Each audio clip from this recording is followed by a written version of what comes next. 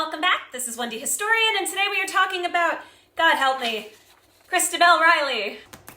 Yep, and in honor of Zayn Malik's birthday, we're going to bake a cake. Before we begin, I want to stress hard, that what we are about to discuss has never been confirmed by anyone. No one has ever come forward to credibly claim to be the girls in the call. No one in the band or on the official One Direction team has ever come forward to confirm or deny. The original source of this audio remains to this day a mystery. There is no definitive proof that any of what is assumed to be happening in this call ever actually happened as assumed. This very well could be a hoax. This very well could be true. This very well could be mistaken identity. We have theories.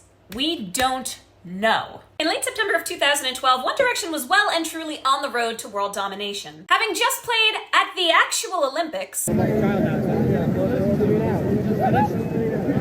and in the midst of an ever-expanding world tour, leading up to the release of a sophomore album on the tail of a global #1 debut, the band of 5 teenagers seemed virtually unstoppable and entirely inescapable. Stories about them dominated print media, and rumors abounded on social media. And anything that could be in any way, even tangentially associated with the band, would capture the attention of the whole planet. It was into this environment that the now infamous Crystabel Riley call audio leaked. On September 22nd of 2012, a less than 2-minute audio clip was anonymously published online, spreading instantly across the entire Directioner internet. The audio, initially published to Twitter, appears to be a recording of a phone call between no fewer than 3 girls in a moving vehicle. Going fast, I don't know what you want me to do. I know you have a speeding ticket. Just wait. And a young man on the phone with a northern British accent, who instructed them to come to a hotel, Just a quick one, you know when you come in the hotel, yeah? walk straight inside past fans and security, Just walk straight in, don't get involved with the people outside, because there's fans outside, you don't want to look like a fan. take the lift to the 17th floor, You come into the 17th floor, and if anyone asks, you say your name's Crystabel Riley.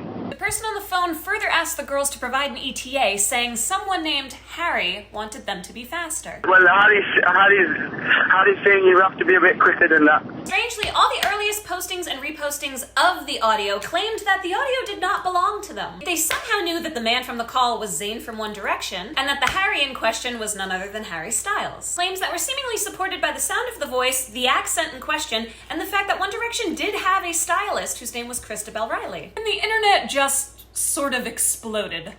For a myriad of reasons, both positive and negative. At the time, Harry Styles was Harry Styles, which he continues to be to this day. And through the years, being Harry Styles has meant starring in the fantasies of every male-attracted person on Earth, of every age, every class, every social demographic. In other words, even the faintest notion that Harry might be hooking up with fans came with it this delusional fan hope that every fan, any fan, could be next. Maybe even you. Lots of people liked that idea. Because it wasn't just about Harry. Fans could now imagine that they might have a chance with Zayn, or even one of the other boys. Because if at least 2 of the One Direction boys were open to hooking up with fans, they probably all were, right? But generally, that was the only positive angle. Mostly people were just very mad. And that anger was electric on both sides of the conversation. Those who did believe Zayn was the guy on the call, and those who did not. Some context that's important to understand is that at the time this video was uploaded, at the end of September 2012, fans and pop media alike had been frothing at the mouth for any evidence that Zayn might be being unfaithful in his then relationship with Little Mix singer Perry Edwards. This was twofold. From the earliest days of the Zayn relationship, there was widespread insistence among fans that it was nothing more than a PR relationship, given that these were both members of 2 X Factor groups that had been put together and were now trying to make it big among the same audience demographic. So any evidence that fans could find that this probably wasn't a real relationship tended to trend,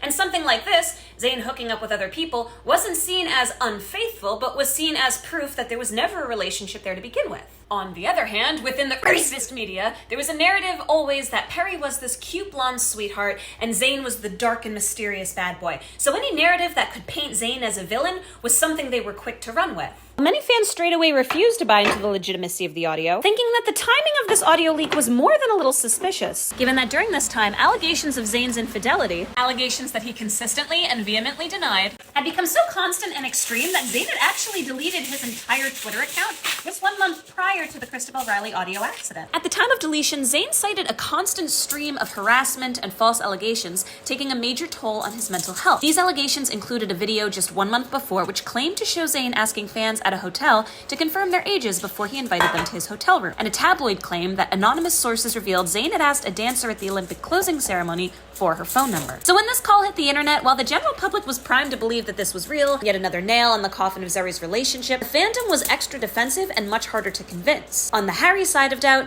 many fans found it hard to believe that Harry Styles, infamously charming, was outsourcing his romantic arrangements. And made sure to point out that the person on the recording only ever refers to a Harry sans surname. While a subsection of the fandom found it hard to believe Harry would be hooking up with women full stop. It also very much is worth noting that at the time, and actually from the beginning of our fandom, people doctoring scandals, videos, audios, and photo manips was simply a way of life. And 2012 was a huge year for that sort of thing, so we were sort of conditioned to simply not believe anything was real unless confirmed by the boys or their team or multiple cameras from multiple angles. There's also always been a reticence in the fandom to dwell on anything that makes the boys look bad and makes fans feel uncomfortable. So there was a huge push to turn the call into a Niall and Japan situation. As in, let's just not talk about this. And of course, a massive portion of our fandom has always been and will always be unserious. Found the whole thing very funny, because whether it was true or not, it was simply outrageous. Today, the one and only thing that can be said about this audio with any certainty is that it was and continues to be a defining event of the OG 1D era.